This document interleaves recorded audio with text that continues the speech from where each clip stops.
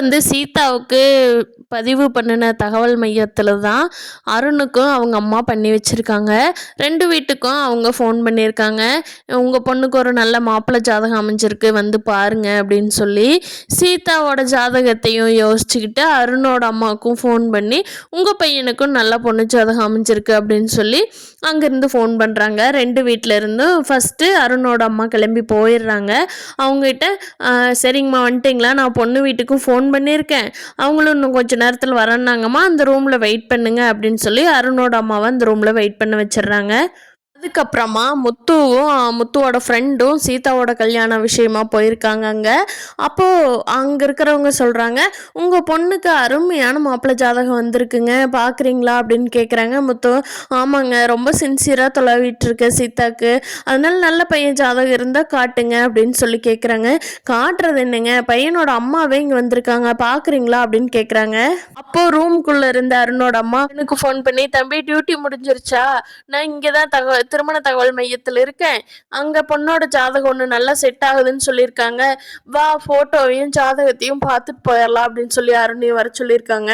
இந்த டைம் பார்த்து ரூம்குள்ளே இருந்து அவங்க அம்மாவை கூப்பிட்றாங்க. வாங்கம்மா, பொண்ணு வீட்டிலேருந்து வந்திருக்காங்க, நீங்களே டைரெக்டாக பார்த்துக்கோங்க அப்படின்னு சொல்லி கூப்பிட்றாங்க.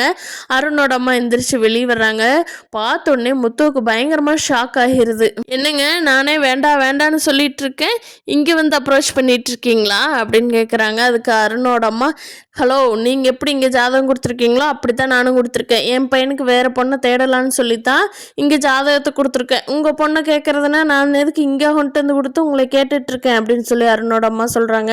இப்போ முத்து அவர்கிட்ட வந்து, சார் தயவு செஞ்சு இந்த ஜாதகத்தை தவிர நீங்கள் வேறு எந்த ஜாதகமாக இருந்தாலும் கூப்பிடுங்க, இந்த ஜாதகத்தை இனிமேல் மறந்தும் கூட எங்கள் பொண்ணுக்கு பார்த்துறாதீங்க சரியா அப்படின்னு சொல்லிட்டு கோவமாக வெளியே எந்திரிச்சு வந்துடுறாரு.